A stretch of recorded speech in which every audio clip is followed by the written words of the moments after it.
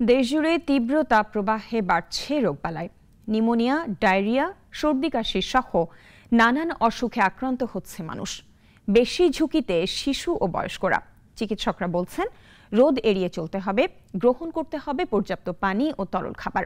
সাইফুল শাহিনের আরেকটি প্রতিবেদন। তীব্র গরমে বিপর্যস্ত জনজীবন। হাসপাতালগুলোতে বাড়ছে হিট স্ট্রোক সহ জ্বর, সর্দি, ডায়রিয়া ও নিউমোনিয়া রোগীর। সব বয়সের মানুষ ভুগলেও এই গরম সবচেয়ে বেশি কাবু করছে শিশুদের। বর্তমানে ঢাকা শিশু হাসপাতালে নিউমোনিয়া, ডায়রিয়া ও শ্বাসকষ্টের রোগী বেশি আসছে।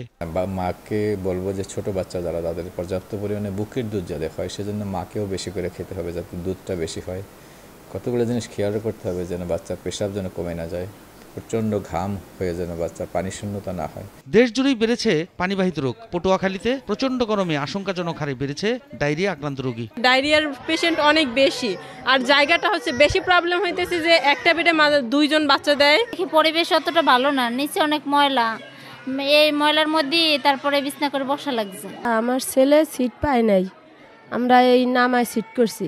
সিটের স্বল্পতার কারণে আমরা এখন বারান্দায় আছি আর কি। প্রতিদিনে অসংখ্য ডায়রিয়া রোগী ভর্তি হচ্ছে। আমাদের গত 24 ঘন্টায় নতুন 40 জন রোগী সহ বর্তমানে 93 জন রোগী ভর্তি আছে, এবং গত এক সপ্তাহে আমাদের 250-এরও অধিক রোগী এই ডায়রিয়া জনিত সমস্যা নিয়ে ভর্তি হয়েছে। মেহেরপুরে ডায়রিয়া, জ্বর, শ্বাসকষ্ট নিয়ে হাসপাতালগুলোতে ভিড় বাড়ছে। উপজেলায় বিশেষজ্ঞ চিকিৎসক না থাকায় বেশিরভাগ ছুটছেন জেলা সদর হাসপাতালে।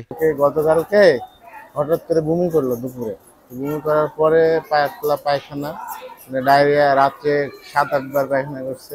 জ্বর, কাশি, হাড়ের অসুখ আর এই বুক ব্যথা।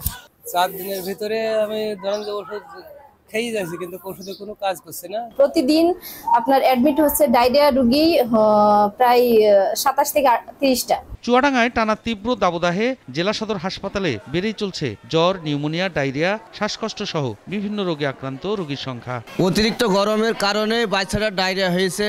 ডাক্তার কোনো সময় আসে না, দেরি করে আসে। এই জায়গায় মানুষগুলো খুব কষ্ট হচ্ছে।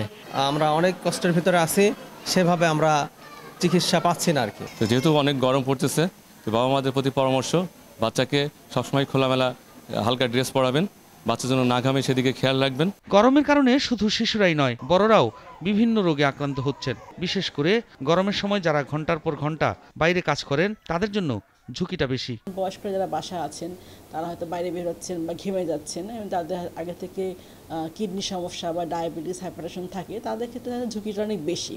এই জন্য শিশু আর বয়স্ক এরা বেশি ঝুঁকিপূর্ণ, এদের দিকে বিশেষ যত্ন নেওয়া দরকার।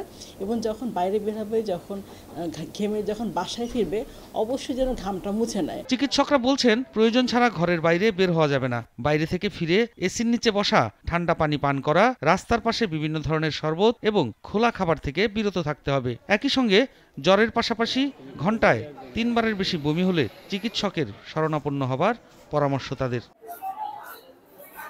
সাইফুল শাহিন, নাগরিক।